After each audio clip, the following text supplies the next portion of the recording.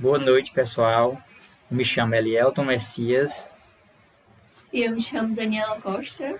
Pessoal, hoje nós iremos falar sobre o assunto a química da vida. Nós iremos começar falando sobre as substâncias inorgânicas. As substâncias inorgânicas, elas são formadas por água e sais minerais. E logo depois dessas duas aulas que iremos ter, nós vamos falar das substâncias orgânicas. Mas vamos dar ênfase hoje na substância inorgânica. Pessoal, a água é a fonte da vida, né? Todo mundo sabe disso. Todo ser vivo possui água em seu corpo, então ela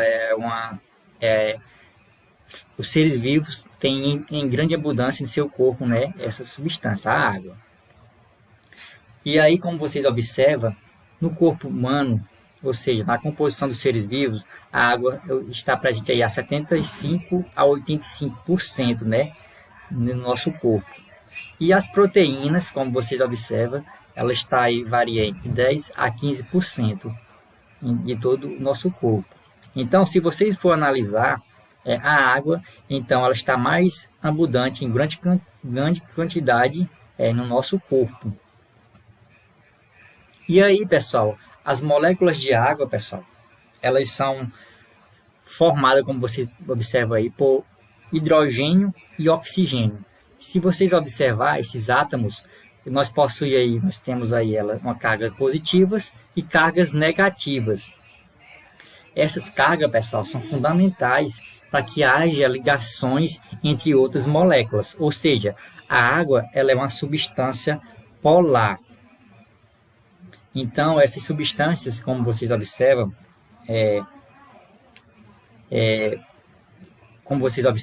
elas só se ligam à substância polar. Por quê? Porque elas vão pertencer a essa mesma carga, se vocês observarem. Então, essa carga, como vocês podem ver, tem ângulos, essa molécula ela é formada por ângulos, se vocês observar, que facilita a ligação dessas moléculas com outras moléculas. Essas disposições dos átomos, pessoal, estabelece na molécula uma zona, que vocês já estão observando aqui, ó, essa zona aqui positiva, né? E a zona negativa. A zona negativa é formada aí pelo oxigênio. Esse oxigênio, pessoal, atrai as cargas positivas de hidrogênio que se liga a ele. As moléculas de água interagem com força positiva e negativa. Então, só para lembrar, né, as substâncias, as moléculas que apresentam uma zona positiva e negativa são chamadas moléculas polares. Então, a água é uma substância aí, polar. Então, ela só vai se ligar, lembre-se disso, ela só vai se ligar com outras substâncias polares. Não apresenta essa zona, as substâncias aí que não apresentam essa zona positiva, aqui, ó, vocês observam aqui, ó, positiva e zona negativa, elas não são substâncias polares, são substâncias apolares. Então, pessoal, essa molécula, essa ligação forte que elas têm aí, que une elas, é chamada de coesão, moléculas fortemente unidas, ou seja, coesão. É graças a essa coesão que faz com que ocorra essa ligação entre essas moléculas. E aí, nós temos também a água ela tem uma propriedade, pessoal, se vocês observarem, graças a essa propriedade dela de coesão, ela cria como se fosse uma lâmina na água, se vocês observarem. Se vocês, por exemplo, pular de uma piscina, né, uma altura muito elevada, vocês vão sentir, né, uma pressão como se fosse cair num concreto, né? Então, essa propriedade, essa coesão faz com que cria essa tensão superficial, como vocês observam aqui nessa fotozinha aqui desse inseto, essa tensão superficial, isso ocorre, esses insetos, eles ficam na superfície, ou seja, ele não quebra essas moléculas de água, como vocês vê, não afunda, né? Ele fica flutuando. Por quê? Porque essa tensão superficial, ele não consegue quebrar essa tensão superficial e nessas patazinhas dele aqui, tem uma substância chamada substância apolares. Como vocês observam, eu falei que as substâncias apolares, elas não se dão muito com as substâncias polares, ou seja, ela não se liga, então faz com que não ocorra essa quebra aqui na molécula de água e faça com que esses insetos flutuem sem que afunde nessa água, né? Nessa molécula. Ou então, vamos mais uma vez aqui lembrar, força de adesão, capacidade da molécula de aderir a outras moléculas, ou seja, essa adesão permite com que as moléculas polares se liguem a outras moléculas polares, apolares, quer dizer. Ou seja, a molécula polares vai se ligar a moléculas polares. O calor específico, pessoal, da água, um bom exemplo desse calor específico é que, tipo, vocês vão numa praia, né, de dia, durante a tarde, e quando for à noite, se vocês voltarem lá, vocês vão perceber que a água está morna. Isso por conta desse calor específico, que a água, da mesma forma, ela demora para ganhar calor, mas quando ela ganha esse calor, ela demora a perder. Por isso que muitas das vezes vocês vão ver essa propriedade da água, ou seja, essa água dessa forma.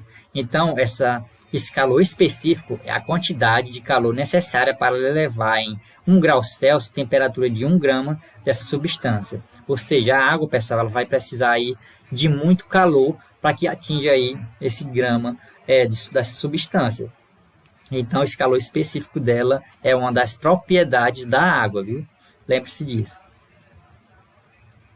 A água, pessoal, tem grande poder de solução, ou seja, sendo considerado o dissolvente ou solvente universal. Em nosso corpo, pessoal, essa substância é fundamental, a água, porque ela dissolve, ou seja, ela conduz aí outras substâncias, ou seja, dissolve outras substâncias em nosso corpo. Então, por isso ela é considerada um dissolvente universal. Então, graças a ela só não vai conseguir dissolver as substâncias apolares, ou seja, quais são essas substâncias que estão no nosso corpo? Os lipídios, né? As gorduras que são apolares, ou seja, repele-se a água, não se interage bem com a água, então ela não consegue dissolver essas substâncias no nosso corpo, porém muitas outras são dissolvidas por a água. As substâncias, pessoal, hidrofílicas nós temos na água, substâncias hidrofílicas e substâncias hidrofóbicas. As hidrofílicas significa hidro, água, e fílicos, amigo, ou seja, amigo da água, interage com a água. Hidrofílicas, quando você vê substâncias hidrofílicas, ela interage com a água, que são substâncias polares. As hidrofóbicas são fóbica, que medo, ou seja, tem medo de água, não interage com a água. Como eu já falei, o lipídio é um bom exemplo, né? As gorduras, né? Não interage, não se mistura com a água, então é um bom exemplo. E temos também, a água participa de muitas reações químicas dentro das células, como eu já falei anteriormente, ou seja, ela é um solvente, então, na maioria das vezes, ela dissolve substância em nosso corpo para que ocorra várias reações químicas aí em nosso corpo. As reações de síntese de desidratação, como vocês observam aqui, ó, ela vai o quê? Ela vai perder a água, ou seja, ela vai eliminar a água dessas substâncias, ou seja, vai perder essa molécula de água. E nas reações de quebra por hidrólise, ou seja, lise, quebra, que significa quebra, vai acrescentar nessa molécula uma molécula de água, ou seja, ela não vai perder, vai ganhar essa molécula de água. Então, é uma forma aí das reações, de algumas reações que ocorrem em nosso corpo. Então, essas reações por quebra de hidrólise, se vocês observar aqui, ó, de hidrólise, vai haver o que? Vai ocorrer uma molécula que quebra em duas, como vocês observam aqui, vai quebrar em duas, essa molécula, e nesse processo há a entrada de molécula de água, como vocês observam aqui, como eu já falei. Há uma acrescentação dessa molécula de água, molécula quebrada em duas e entra aí essa molécula de água. Estão entendendo? Então, é basicamente isso, essa quebra, essas reações, né, por síntese, né, por quebra de água. Então, se vocês observarem, é algo bem fácil de vocês entenderem e tem muito exemplo aí na internet também. Bom, pessoal, eu sempre gosto de instigar o conhecimento de vocês, por isso eu sempre começo a aula fazendo uma pergunta. E para vocês sabem o que são sais minerais? Vocês conhecem? Bom, para quem não sabe, os sais minerais são substâncias inorgânicas contendo cátions e íons metálicos. Eles são necessários ao corpo por serem responsáveis pelo bom funcionamento do metabolismo. Sem o bom funcionamento do metabolismo, o corpo ele não reage de forma eficiente no combate às doenças e à cicatrização dos ferimentos. Os sais minerais são elementos que têm sua origem a partir do solo. Sendo assim, os seres vivos eles não podem produzi-los. Para conseguirmos os sais minerais, os sais necessários para a nossa sobrevivência, uma alimentação adequada e balanceada é essencial. Bom, de acordo com a necessidade diária de cada sal mineral, podemos classificá-las em dois tipos, que é a macrominerais e a microminerais. A macrominerais são aquelas cujas necessidade diária supera aí os 100 miligramas. Nesse grupo encontra-se o cálcio, fósforo, sódio, potássio, cloro, magnésio e enxofre.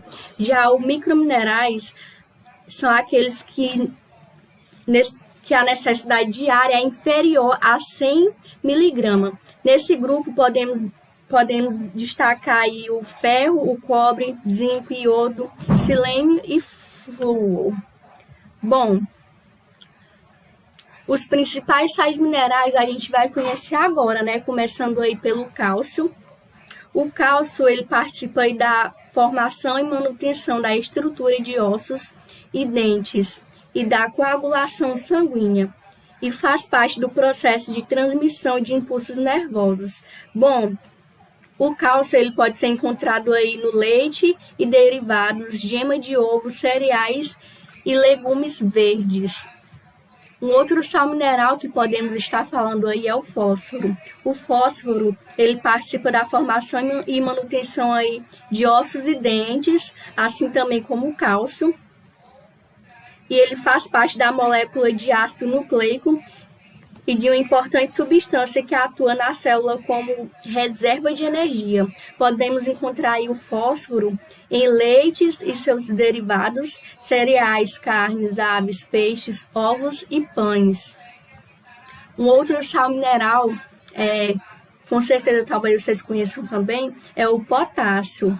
Esse sal está relacionado com a contração muscular e atividades dos nervos, pois atua promovendo a excitabilidade elétrica. Além disso, é um importante regulador dos batimentos cardíacos.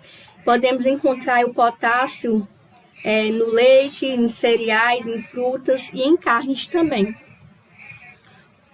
Um outro sal mineral que podemos estar conhecendo aí também é o sódio. O sódio está relacionado principalmente com a regulação de volume e de líquidos corporais. Podemos estar encontrando aí o sal no sal de cozinha.